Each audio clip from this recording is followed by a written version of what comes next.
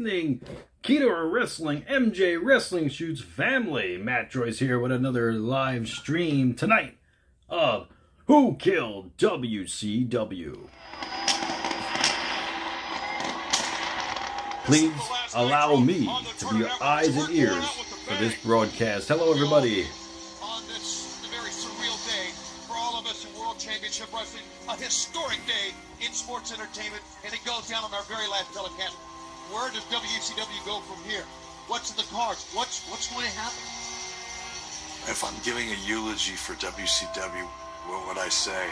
We were WCW. We lived, we breathed, we sweat, we paid the price to be the best. That's right. We gather here today to bid farewell to a wrestling company.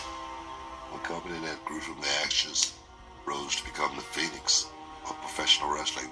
The legacy of WCW is iconic. I have just such a tremendous amount of reverence and respect for everything that they were able to do. To know that it went from that to being out of business is a tragedy. People thinking about themselves and not the good of the company led to the death of WCW. Thanks to the cash. Thanks for nothing. Go yourselves. I think that would sum it up. You know, if I look back and tried to describe the journey, the ups, the downs, the twists, the curves, the ride all along the way was a rush. WCW innovated so many things that are still so much a part of the wrestling programming that we watch today. Going back to the 80s, early 90s, it was a little company that nobody thought was ever going to be successful. Anytime anybody talked about professional wrestling in mainstream media, they didn't refer to it as professional wrestling. They referred to it as WWF. The World Wrestling Federation. If you look at where WCW started from, Tonight on World Championship Wrestling. we were in a different universe and not a favorable one. That's how far behind we were.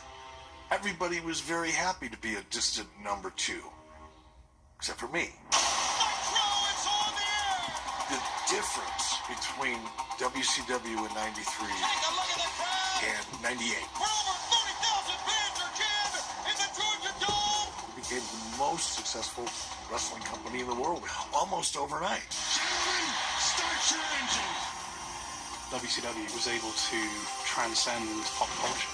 Wow, the stinger. Timmy? Here comes the NWO, the greatest faction ever. I don't think I'd seen anything as hot as NWO. I was like, wow, this company's gonna go through the roof.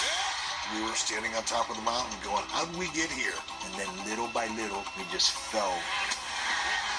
It was like me having a puppy, raising him to be a full-grown dog, and I watch him run across the street and he gets hit by a bus.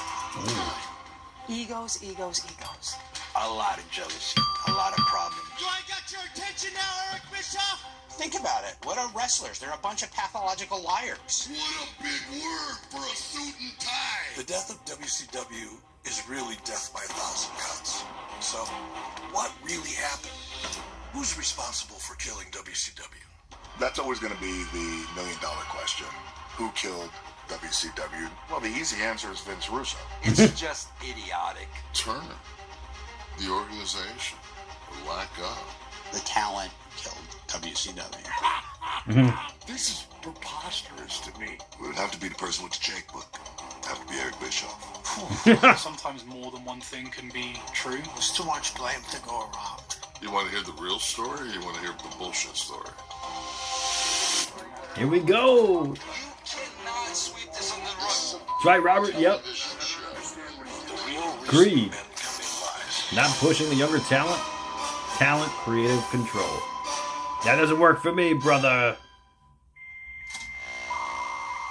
AOL Online. Back in the day, back prior to social media, there was still an internet culture where wrestling fans seemed to congregate and had a desperate need for an understanding of what happened to WCW, who have convinced a certain percentage of the audience that it ultimately comes back to me.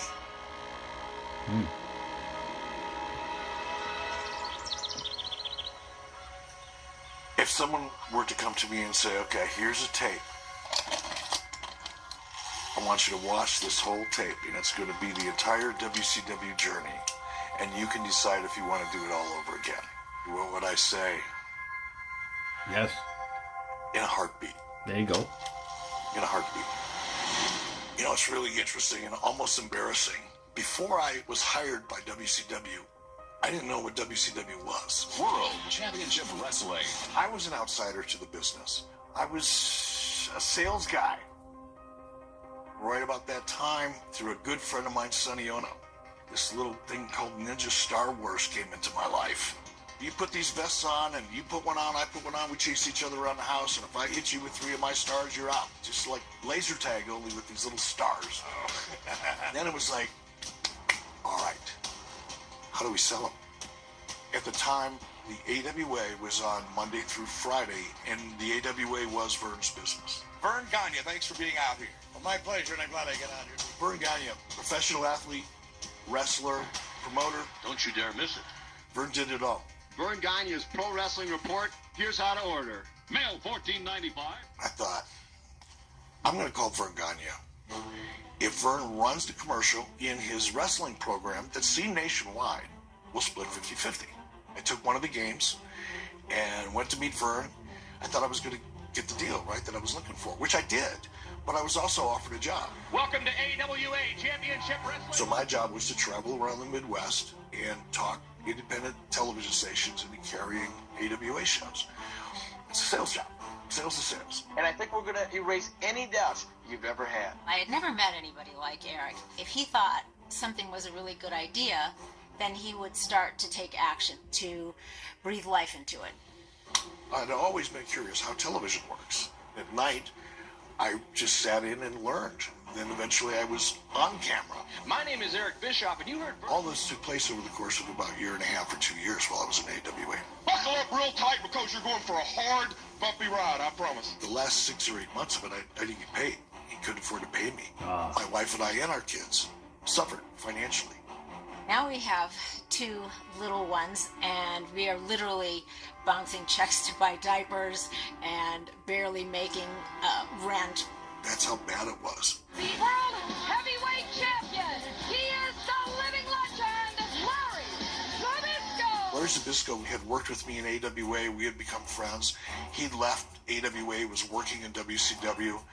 Larry told me that, hey, they're looking for announcers down here. And within days, I got a call. See you next time. I got the WCW, man. I was the happiest third-string announcer that had ever put on a pair of shoes. I came into WCW so wide-eyed because I was working for Turner Broadcasting. He was very nice. He was just seemed like he was not a fish out of water, but he was kind of uncomfortable, is the way it seemed to start with. He's got a suit on, and he's got, perfect black hair. He looked like a Ken doll. I'm here with Diamond Dallas. The talent within WCW, unbelievable. There was Dusty Rhodes and Gordon Soley and Kevin Sullivan and certainly Ric Flair. And there was a new generation. Guys like Sting, Diamond Dallas Page. Scott Hall was the Diamond Stud. On 3, 1, 2, 3, rip it off! Scott was working in WCW when I was hired. So was Kevin Nash. Good-looking guy, great physique. Yeah. Poor Kevin Nash with so many different characters in the beginning. They didn't know what to do with him. I just shot Ninja Turtles. And then I believe Dusty took acid. And he said, baby, you're going to be Oz. I said, you do realize that the movie is called The Wizard of Oz. You can be the wizard, but you can't be Oz. Oz is the geographical region. No, baby, you can be Oz. I'm just like, all right. World Championship Wrestling is bringing it to you, baby. We're taking a look at Oz. I just show up in this lime green outfit and an old man's rubber mask. And then they wrestle the geographical region. Look at this move right here. They were trying to put a round peg in a square hole. They tried to do the gimmicks. Looks like something's going on down here. They would bring, RoboCop. Yeah, RoboCop. But they really didn't work. It didn't work. It was an absolute shit show. He's getting cooked, and I think he's well WCW had a loyal following. The Turner executives regarded the WCW audience as being downscale. It was downscale, very sort of Southern and Midwestern. I didn't care about it. I wasn't a fan of it. 80% of the people who worked at Turner weren't really wrestling fans to start with, except for Ted. Ted Turner wears many hats for his many colorful careers. He is the owner of the baseball Atlanta Braves, basketball Atlanta Hawks. He has pioneered television with his own cable network, which broadcasts 24 hours of news. Playboy magazine called him a bona fide, larger-than-life character. Captain Outrageous, that was one of his nicknames. He will say anything he wants to, anytime he wants to. You said network presidents should be lined up and shot. My kind of guy. Ted enjoyed the fact that I know that you don't like my wrestling, and that's exactly why I like it. Dad bought a little TV station here in Atlanta, and he built an international broadcasting empire in a few years. And wrestling was one of those things that helped build TBS and the entire network. Wow. When you go back to the beginning of television, wrestling was there. It was a lifeblood of programming for local television stations. It could command a loyal audience in the millions of viewers. So Ted believed in the power and the loyalty and the size of the professional wrestling audience. Ted launched WCW as a result of purchasing Jim Crockett Promotions, which was a Southern wrestling company. Jesus Christ! WCW was seen as sort of the long-suffering, distant number two, trailing behind the WWF. Winner of the match, the Diamond Star! Scott Hall, Kevin Nash. They left. No. They go to the WWF. Scott Hall becomes Razor Ramon. He becomes a big star. Kevin Nash becomes Diesel. Boom, big star. From the standpoint of the talent, we always considered WWE the show. There's no comparison. From a production value perspective, from a talent roster perspective, from a marketing perspective, from a financial perspective, WCW lost millions of dollars every year. I've been warned by my boss that don't help WCW. Why? If I help them make money? No, you don't understand. Executive management hates wrestling and wants to get rid of it. And if you're perceived as trying to help them, that's career suicide for you. So, Other than Ted Turner, there was not an executive in Turner Broadcasting that wanted WCW to be in the Turner portfolio. Put yourself in the position of a television executive within that corporation. You have this division that is losing as much as $10 million on a yearly basis. Wow. And we don't really get the appeal of this entire genre to begin with. So of course that was going to create a lot of resentment and confusion as to why do we even have this on the airwaves. Makes my blood boil too. That's what really set the conditions for this dysfunctional relationship between TBS and WCW. Bill Shaw was the Vice President of Human Resources for Turner Broadcasting. He was given responsibility to take over WCW as effective president of it.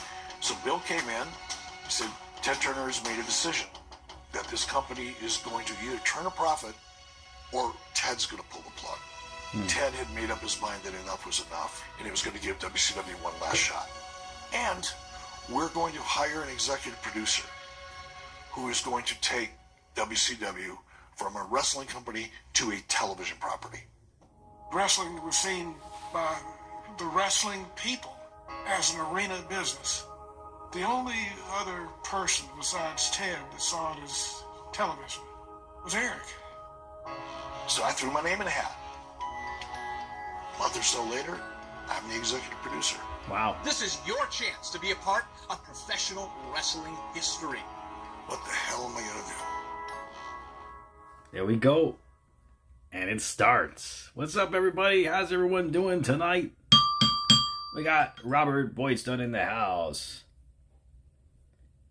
What's going on? We have Mike Hopper, Michael Maroney, Garrett Light. What's going on, guys? Paying inside amounts of money for older talent just so he can have them associated with his product. Okay. Yeah, I mean, it's wild. That's awesome, Maroney. All right, guys, so tonight we're going to crown the first Who Killed WCW Trivia champion here tonight. 10 questions. What's up, Rorito? What's going on? 10 questions, guys, on the board. Each question will go up in value, 100 points. And the 10th question, obviously, will be 1,000 points. I'm great, Roy. So definitely, guys, put a like on the stream. You get 100 bonus points for trivia tonight. But let's start the trivia with the first question of the night. While they're on commercial break for 100 points. What year did WCW appoint Eric Bischoff as executive producer?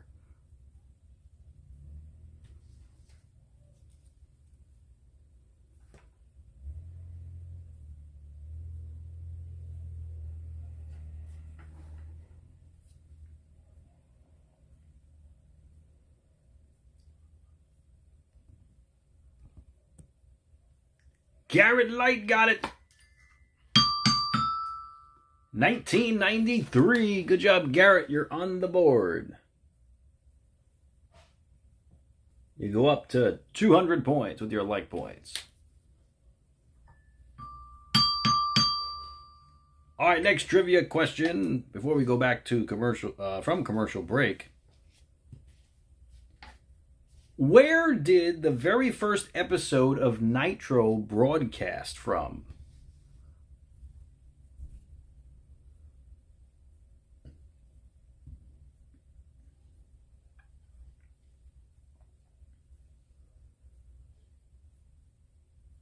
No, you didn't get it first, Mike Harper.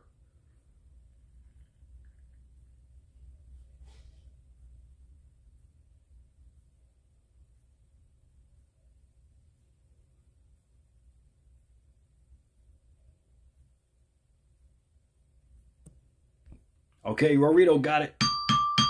Minnesota. Minnesota. You could have said Minnesota or the Mall of America. Good job, Rory. So you go up to 300 points. That question was worth 200 points. You're up to 300 points with your like points.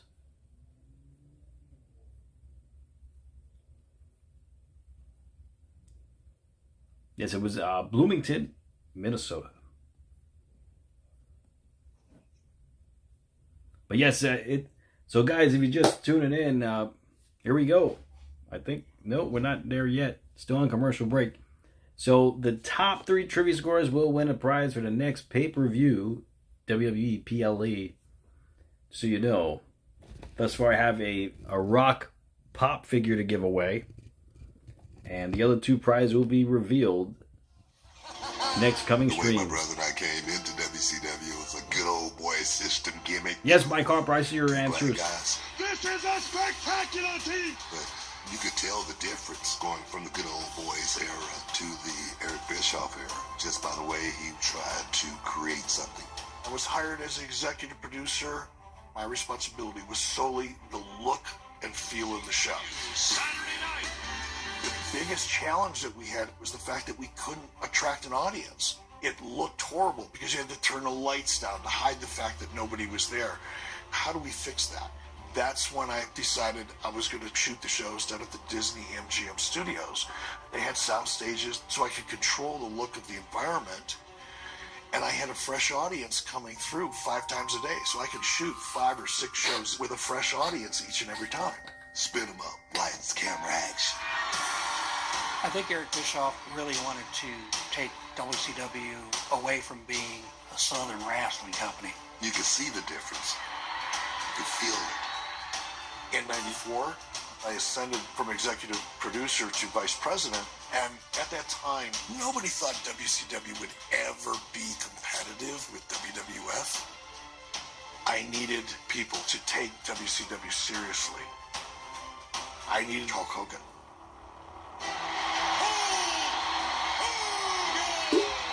I don't think we'd be here if there was no Hulk Hogan. In the 1980s, Hulk Hogan is the patriotic, ultra good guy. He's coming out waving an American flag, fighting off these evil foreigners. He was the one who broke professional wrestling wide open. Commercials, cartoons, kids loved him.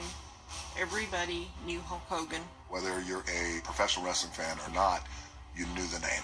Eating your vitamins, saying your prayers. Say your prayers, eat your vitamins. Ric Flair's the greatest wrestler of all time. But the guy that was on Sports Illustrated, he's the guy. Hulk Hogan. Coincidentally, while we were shooting WCW at the Disney MGM studios, Hulk Hogan was down at Disney shooting a new series called Thunder in Paradise. Now, Hulk had been out of wrestling for some time because of the steroid trial. He did like a good role model, then he just like did whatever it took to get big, like he took those steroid pills. And I thought, why not at least try to get a meeting? But he didn't know who I was. So I went to Ric Flair. Hello. I said, Rick, do you think you can set up a call or meeting between Hulk and I? One night I was sound asleep and the phone rings and I picked up the phone and I said, hey, brother. Whoa! Wake up. It was Hulk. Welcome, Wow. Hulk Hogan! Being able to work with Hulk Hogan, being on the same roster as Hulk Hogan, elevated everybody's career, and it had immediate impact. All of a sudden, people were returning phone calls much faster. It's all perception. That's why we're here today, for a match between two of wrestling's biggest superstars, Hulk Hogan and Ric Flair. So Hulk's original deal included 4 pay-per-views a year, and he had creative control. Essentially means that he gets a thumbs up or thumbs down as to whether or not he wants to do it. WCW is about to dominate the globe in professional wrestling. Talent began to get a little confident that this Turner guy over here is starting to get serious. Dad always loves competition. So you get a Vince McMahon who says, oh, this is my territory. There's going to be problems. Keep in mind, at that point, I had never had a one-on-one meeting with Ted Turner. And I walked into the meeting, my boss, Harvey Schiller, was already sitting there. Scott Sasso, the heir apparent to Ted Turner at the time, he was in the room. So I sat down and immediately, Eric, let me ask you a question. I can't do a good Ted Turner impersonation. Oh, Eric,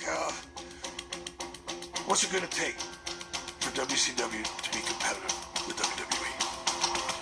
In what seemed like 20 minutes, it was maybe milliseconds, but it was Prime like time. watching your life pass before you right before the train hits you. I don't know what the answer is. What are my options? Can't bullshit Ted Turner. He'll see through that so fast. Tell the truth. Truth usually works. So I'm just going to tell him the truth. So I said, Ted, they're on prime time. Monday night, coast to coast. We're 6:05 Eastern, 3:05 Pacific on a Saturday. We can't be competitive with that. Ted looks over to Scott Sasso and says, oh, Scott, give Eric 2 hours every Monday night, head-to-head, WWE. I thought, how am I going to do this? And I walked out of Ted's office, locked myself in my room, sat there with a yellow legal pad, and said, start thinking of ways. So at this time, Monday Night Raw was the primary show for the WWF, and the WWF was, at that time, the first company to have that primetime show on Mondays. When Ted said, I want to move WCW to TNT, it was like, what, are you kidding me? I've been killing myself to build this brand that we were known as the premium network on basic cable. When I tried to fight Ted on it, I lost that battle. How can I be better than the WWF? I can't. Their production value was much better. The storytelling, it was cleaner, easy to follow, and built everything to feel larger than life. WCW always looked like it was trying to catch up to the wheel that just fell off. But if I can give people a reason to watch me instead of them, I got a shot. The one vulnerability was that they were taped every other week. We should be live. I went to Brad Siegel and said, I want to do this live every week. We were so competitive with USA Network. If we go up against them, we're going to hurt their highest rated show, Raw, on Monday night. It would be the way that we could win as the #1 basic cable network. He said, we've got a block of action programming called Nitro. Why don't we thematically keep it the same? We'll call the show Nitro. Hell yeah. WCW, Monday Nitro. But we could not give tickets away. Keep in mind, this is the first Nitro. Nobody's ever heard of it before. Well, if I can't put it in an arena where it's going to look cool, what about Mall of America? Mall of America at the time was like a big damn deal. The bargains are coming! The bargains are coming! Back then, Mall of America was kind of a destination. Still, the largest mall in the United States. Just about big enough to hold WCW and its debut broadcast of Monday Nitro. My hope was that I'd get enough people that were walking by the mall that would stop long enough and watch that I could get kind of a couple beauty shots, and it worked great. Wow. It looked like a really cool fight club for yuppies. If you want surprises, this is where you come, because our show is live and you never know who's going to show up. Lex Luger. Everybody thought that Lex was under contract. He had just been in WWE the night before. WWE had no idea. And that set the tone for Nitro. Wow. When I came there, Eric was testing the waters. I am Medusa. I was WWF's champion. I'm like, I got an idea. And that's what I think of the WWF Women's Championship belt. That shock value is what we really needed to get the attention. That's the magic of live. That's what will make us competitive. I'm focused on that big nasty giant, but the main thing, like you said, Mean Gene, is to get in that ring, brother. Take the WCW. In this country, we love to build people up. We love to tear them down, and then we love them to rise from the ashes again. We weren't seeing the gains in terms of ratings that we had anticipated. We had kind of leveled out. Hulk could sense, I think, that the Hulk Hogan character, it was losing steam. They are taking him apart. The audience still reacted to it, but not the same way. I started to hear boos. Hulk Hogan making his way to the ring. The 80s were done. I needed to change the perception of Hulk Hogan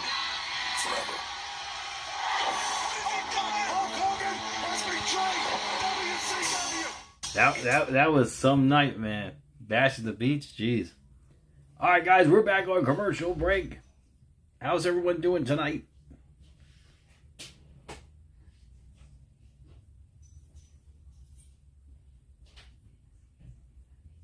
Okay, guys, let's continue with the next trivia question for 300 points.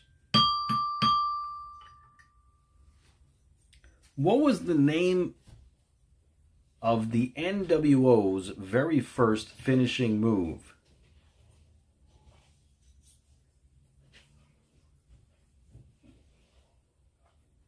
That's for 300 points.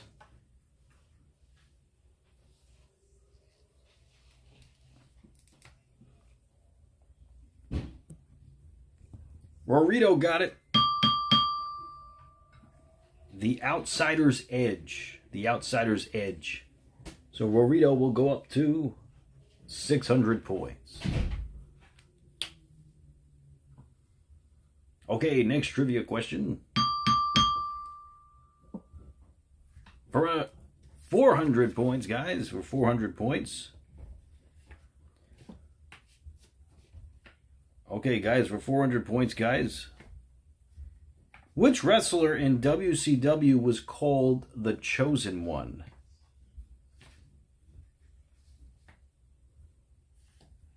That's for 400 points.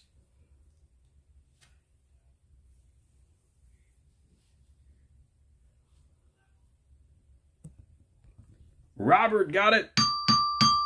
Jeff Jarrett. Good job, Robert. You go up to 500 points with your like points. Good job, Robert.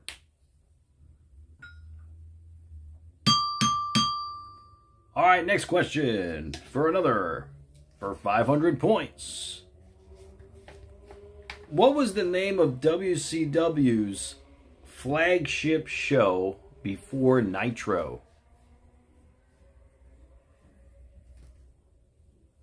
Yeah, if you put Double J, I would have accepted it. Yes. Definitely, Roy. Yeah, I would have accepted Double J.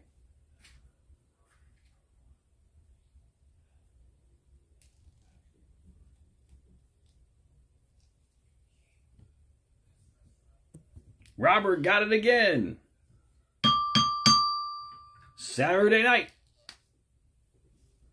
Robert, you go up to 1,000 points. You take the lead.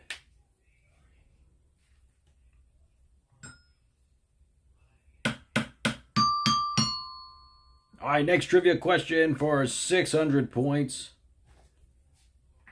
What year did Ted Turner purchase WCW? If you put Sat, yeah, I would have accepted it. Sat, yes.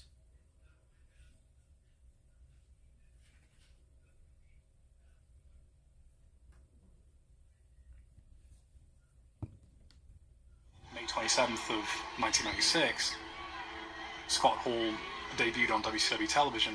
You people, you know who I am. Scott Hall worked and performed for WWF as Razor Ramon. But you don't know why.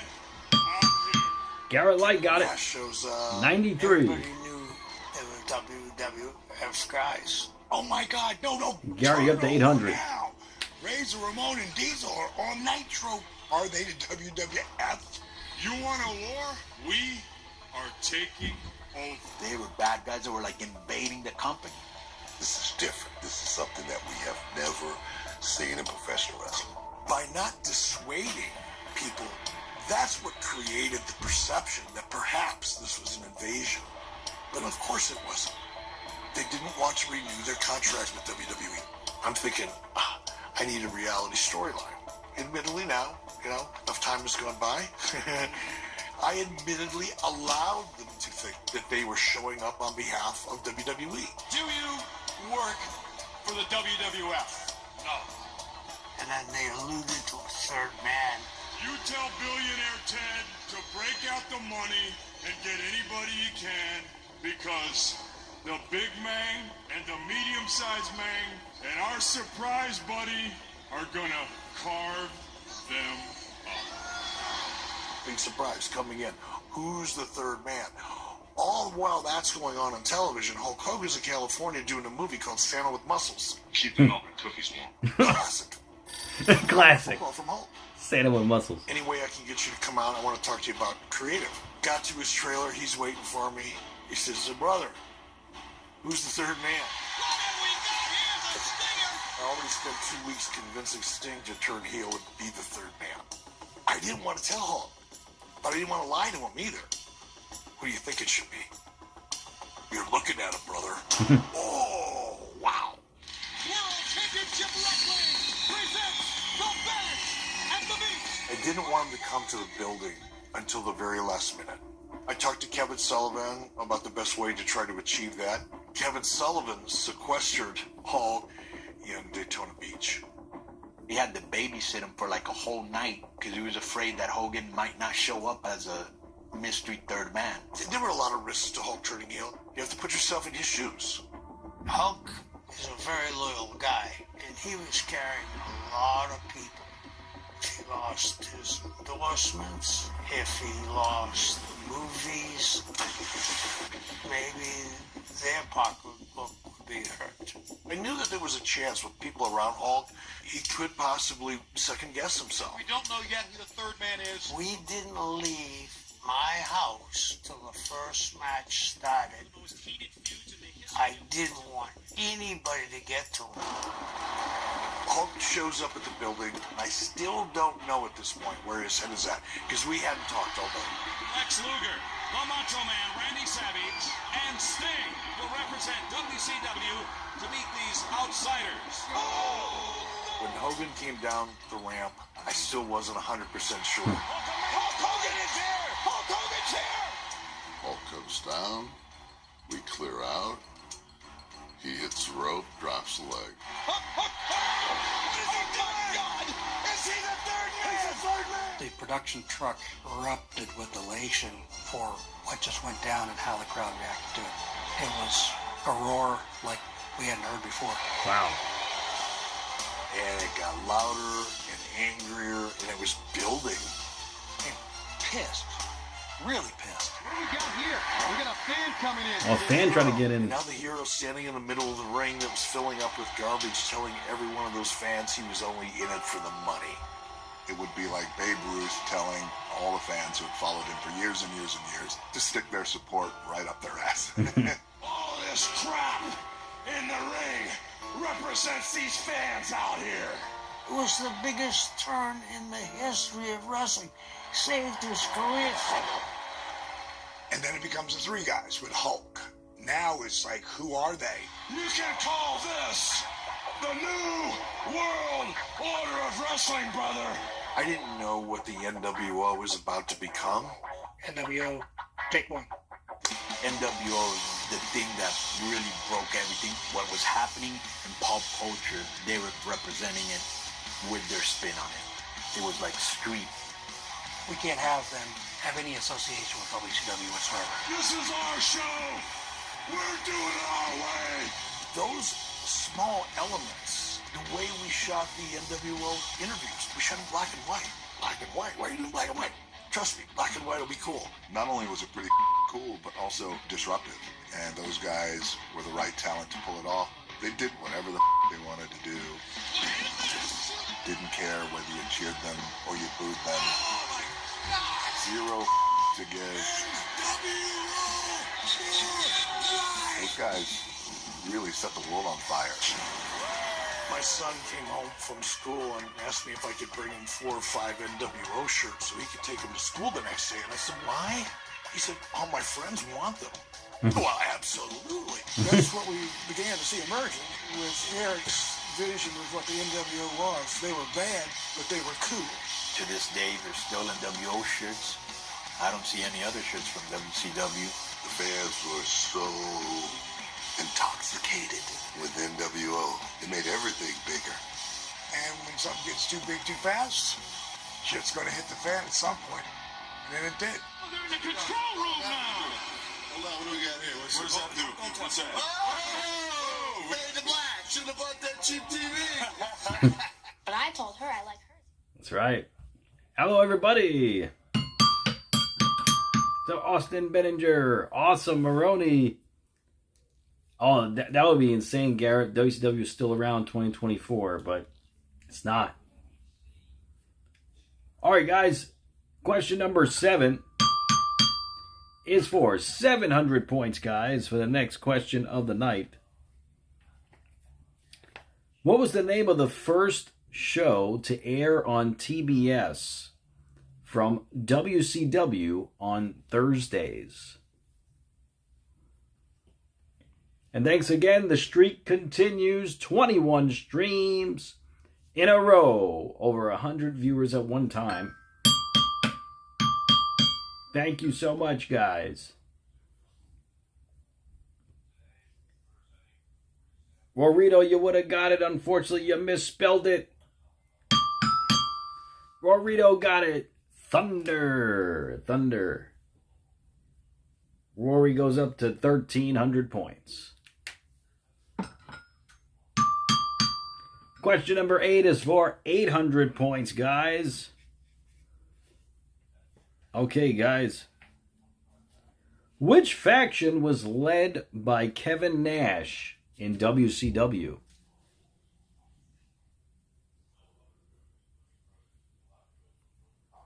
Wow, we got 155 people here. Incredible, guys. Like, share, comment, subscribe. Let's hit the bell. Let's go. Hit the like button, guys. Robert Boyston got it. The Wolf Pack. The Wolf Pack. Robert, you go up to 1,800 points, Robert. You're in the lead. Question number 9 is for 900 points. Who was the first wrestler in history to perform the finger poke of doom on Nitro.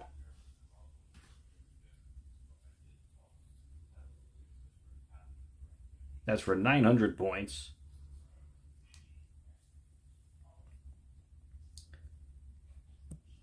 Michael Maroney got it. Hulk Hogan. Good job, Maroney. You go up to 1,100 points with your like points. We're back from commercial break. We were doing fine. We'd win a week or two. WWE would win a week or two. We were essentially even until the NWO. Legitimately, the NWO was responsible for 80% of our growth. And I thought, okay, I've got to find a way to maintain the reality. Something that the audience can't tell whether it's real or whether it's not. Worst thing you can do on earth in professional wrestling is have a backstage fight. Everybody that throws a punch backstage goes, ah, ooh, it's so bad. We want to make the back look completely real, not a wrestling program. Neil Pruitt came up with the idea of production people helping. Up until that time, I never had gone to a producer and said, what kind of shot? But I went to him. Conan up on the middle turnbuckle, climbs the top. Nicely done. There was that one night we were in Orlando at the Disney tapings. We wanted to make it look like NWO just came and wreaked havoc and took over. Somebody in the back, please. What is he talking about? Need somebody. He's trying to get a cameraman. We were inspired a bit by Hill Street Blues as far as the way you move throughout a scene with one camera. We were all about making it work, making what looked like reality happen. Craig Levis can hear us. Craig, are you going to send a cameraman back there or not? They're coming around the corner. Wait a minute, we go to the back. And we had baseball bats. We got baseball bats. But all the carnage is already taking place. And it's the old Hitchcock. You see the knife and then you see the blood. You let the mind create the violence. They were picking up props. They were nailing them. They all worked their asses off to make it look as believable as they could. And I don't know if it was planned in advance. Only Kevin Nash or Rey Mysterio could tell you that. Nash picked up Rey Mysterio and threw him against the trailer like a lawn dart. Wow. I remember watching that live. I was like, that was cool as hell. They're going to have Rey Mysterio Jr. jump on him. There's Rey Mysterio. I thought that was cool as hell You think you can when I was throw watching me that through live. that window. No, dude. It's a window. You'll die. I said, let me just throw you off the trailer. So we were doing things that nobody had ever seen. It looked like a giant crime scene. Creates emotion in the audience. And they forget that they're watching professional wrestling. We're going to try to get this all back together, and we'll be back. WCW really started to leave their competition in the dust, and that was the vaunted 83-week winning streak. We were pro wrestling, and they were playing catch-up for the first time. I remember when that happened. I remember thinking, we should do more shit like that. That freedom, we did not have. And to see the company not only compete with the WWE, but knock them on their ass for 83 weeks, like straight weeks. Straight weeks. Once those ratings started, there was no stopping him. I think the war with WWF was personal with Eric. He was always chasing ratings. Eric cared more about ratings than advertising dollars. This is a television company, and we're going to run WCW like a television company. It was this maniacal desire to be number one and to beat WWF. There was a competitive pressure that I put on myself. So Vince McMahon, this is for you. And I said something like, I'm not going to stop till I drive a stake through the heart of Vince K. McMahon. I may have gone a little over the top. This is getting good. All right, guys, we got one final question left of trivia, but let me show you the leaderboard first before we do the final question. As you can see, the leaderboard now is on the board, so you guys can see firsthand. We have Garrett at 800 points, Rory at 1,300, Robert at 1,800, and Maroney at 1,100. But the final question is worth 1,000 points. So who is going to win it? We're going to find out right now. And who's going to become the first ever Who Killed WCW Trivia World Champion? Okay, guys, for 1,000 points, you're going to have to say the full name. No misspellings on this one. This particular wrestler has 2 names. You're going to have to say both of his names on the same line, spelled correctly. Moxley, what's going on? Points to Garrett? You got it. You like points to Garrett, so Garrett will go up to 900 points.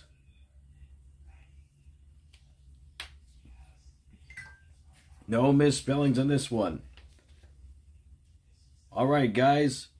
Who was the first wrestler in history to appear on Monday Night Raw and Nitro on the same night when they were going head-to-head?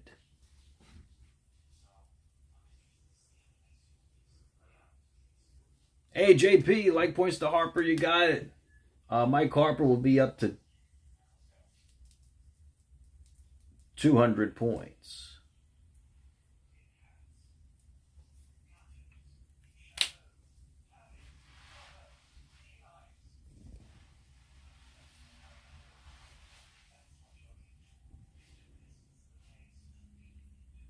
Okay, for 1,000 points, let's see who got it.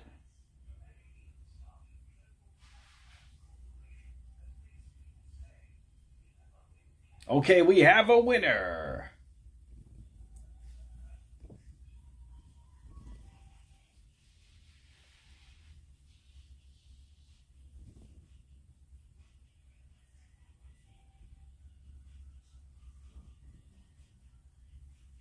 Let's see who won here for 1,000 points.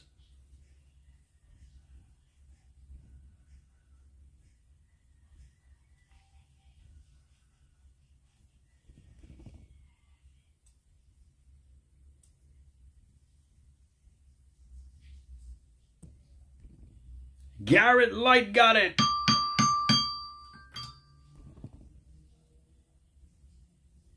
Actually, no.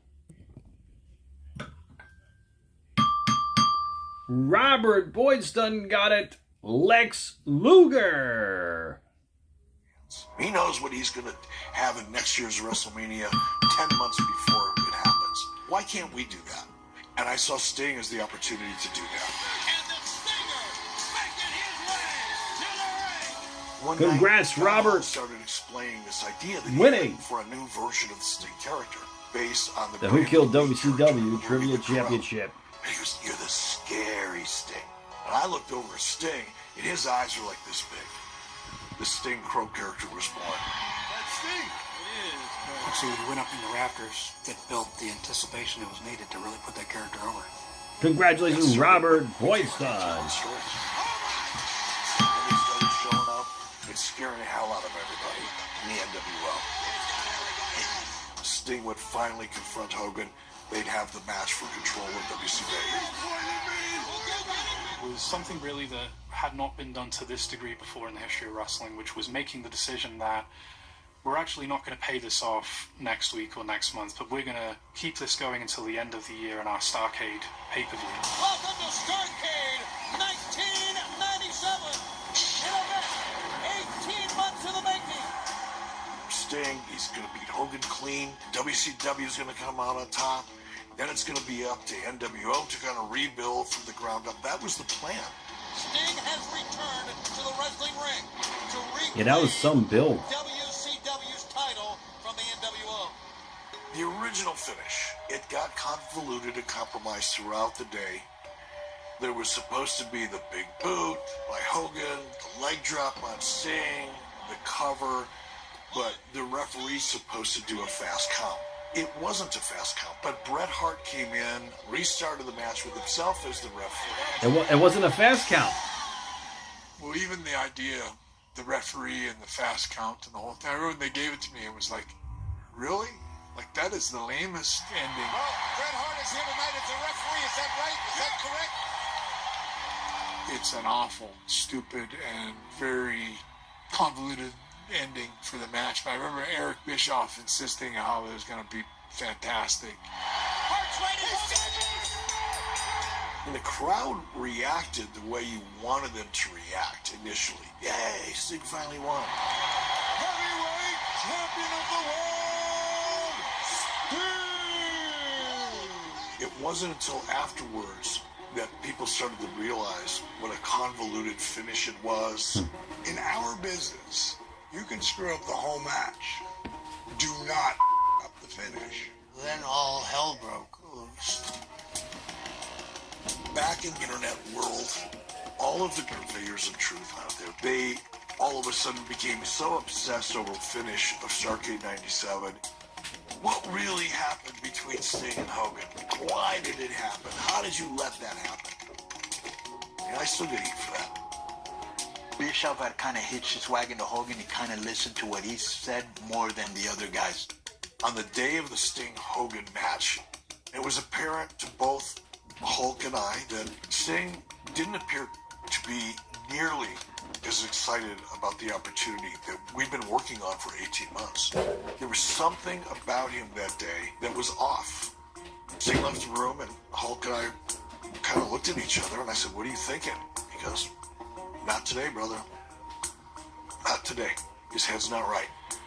Hulk just wasn't feeling it. So we changed the finish, or lack thereof, of the clean finish, because Hulk Hogan has creative control. He had creative control. He didn't give two shits.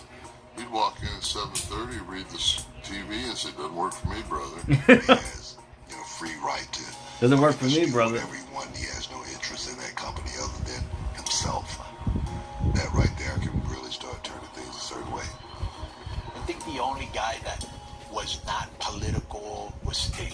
Sting didn't seem to be part of that group. I think Sting had been convinced that Hulk was going to pull the rug out from underneath him at the last minute.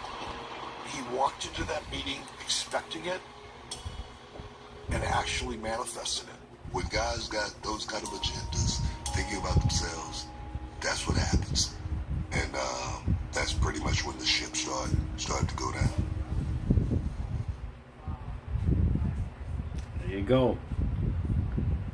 Well, congratulations to Robert winning the Who Killed WCW Trivia Championship here. The question of the final question was, who was the first wrestler in history to appear on both Raw and SmackDown on the same exact night when they were going head to head?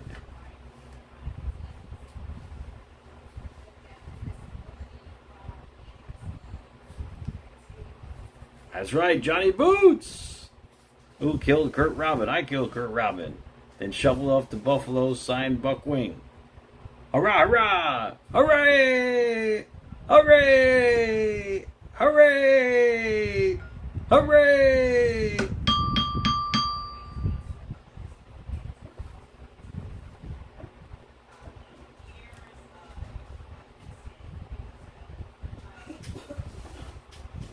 Yes, it was Lex Luger. Lex Luger was the answer. See, Google steered you wrong. Google steered you wrong. See, Google is wrong sometimes.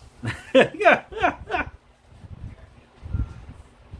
this case, Google was wrong.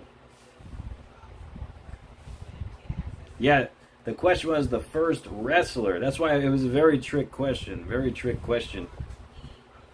If I said manager now, it would have been a different story. But I said first wrestler.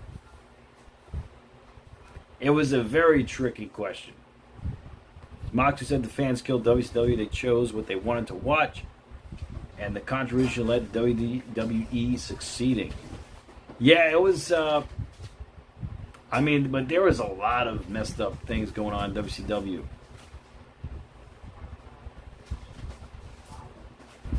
Yes, Luger was in WWF, Rory. Luger was on that episode of Monday Night Raw. The same episode of Monday Night Raw, Lex Luger was on as the same episode of Nitro where Luger showed up at the mall. That's why it was unprecedented. It was such an unprecedented evening that WWF didn't even know. I said Nitro and SmackDown? No, I didn't say SmackDown. What?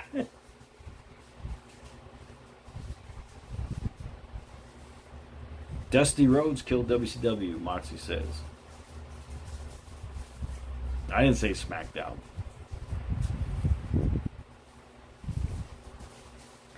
But congratulations to Robert. Boom. But it went downhill from there. There was always a hand-tug ulterior motive. There was a lot of going on. I learned the good, bad, and the evil very quickly. Who killed WCW? Part 2 next Tuesday. Part 2 is next Tuesday, guys. Starrcade 97, Hogan and Sting is going to haunt me. I said Raw and SmackDown? What? We had the audience in the palm of our hands. But unfortunately, the end didn't live up to the rest of the story. It certainly wasn't what the fans wanted. You'll find. I did say SmackDown? Really? That was the reason WCW kind of went downhill. Well, I repeated the question. Maybe the initial question wasn't SmackDown. The WWF had really established a strong creative foundation for it in '97. If you go back and look at the numbers, you can start to see that gap getting ever closer. Vince McMahon went on camera and said, we're going to change the way we do things. We're not going to insult the audience's intelligence.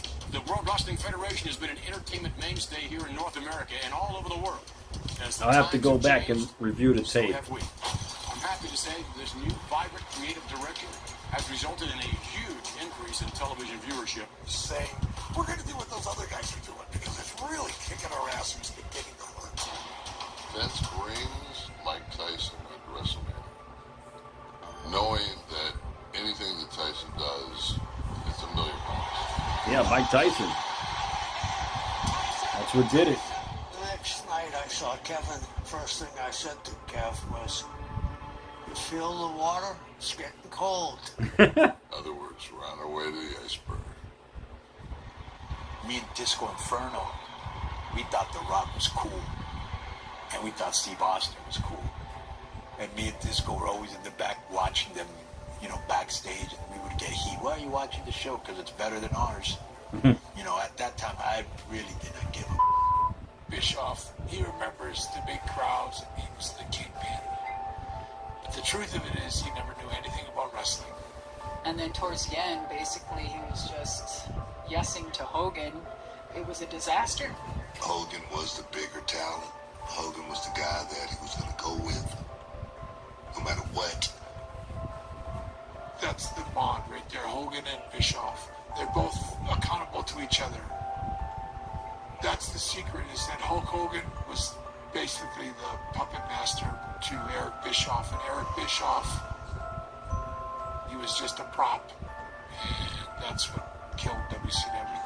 Everything looks easier from the outside, but once you get inside, you realize just how complicated and nuanced some things that appear to be so easy and so simple really are. Who's responsible for killing WCW? Just look at some of the names who are floating around at the highest levels of internet broadcasting. They wanted WCW to go away. They got their wish. Can't wait for the next episode of Who Killed WCW. You're leading a night, and now you're not leading a night. There's reason for concern. We hit a small brick wall. The wheels started falling off creatively. Hey, Jason. Amazing show. Thank you. They were willing to go further creatively. That's exactly what we're going to do to kill you off. Why are we doing this? Is this classy enough for our networks? That pissed me off.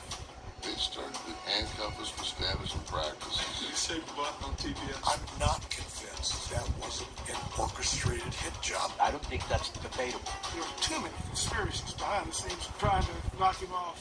Once you have monkeys running the zoo, you're in trouble. Blood was in the wanted, the Sharks would come to get it.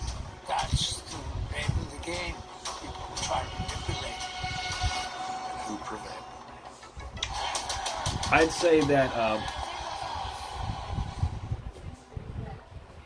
wow, I'd say the inmates are running the asylum in WCW. That's what I think was going on.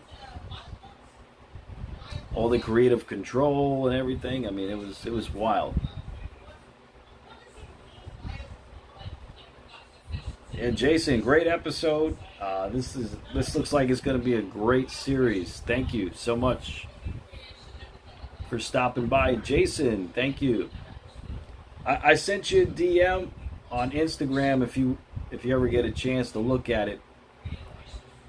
It's some examples of Livewire. In fact, you guys actually covered the AOL, like some AOL internet stuff in this episode. It's wild that that was going on in WWF at the time. Was Livewire, and they had wrestling chat rooms. They were taking questions from the audience calling in from the chat rooms, and yeah, that was really cool. So yeah, but we look forward to a new season of Dark Side of the Ring too.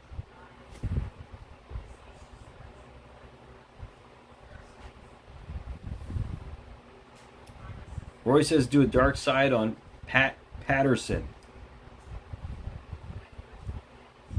Yeah, I mean, I could see that happening. You know, Pat Patterson, absolutely. Robert, title to Garrett? Okay, Garrett, do you accept the Who Killed WCW Trivia Championship from Robert? Garrett, you accept, okay.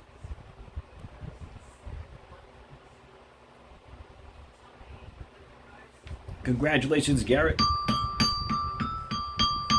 Very impressive winning trivia tonight. Very impressive. And let me know which theme song you would like me to play, Garrett. I'll play it for you. Please do an episode on Fragile Phil CM Punk. Moxley says.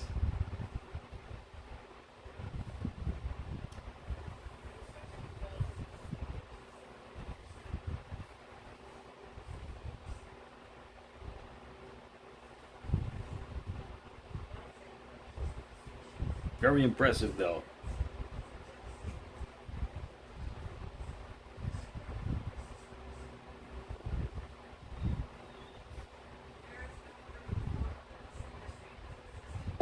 I think I know what Garrett's theme song is.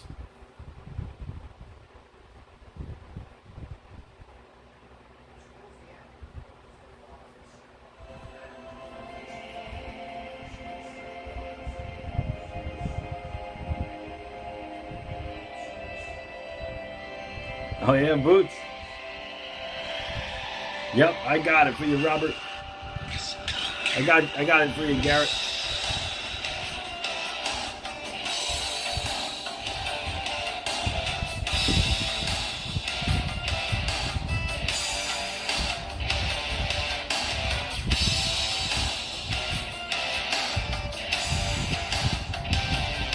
Oh, really? Oh! So the answer was wrong. So Garrett got it, Rick Rude then. Actually, or none really. Because Rick Rude wasn't an active wrestler at the time. The answer would have been none.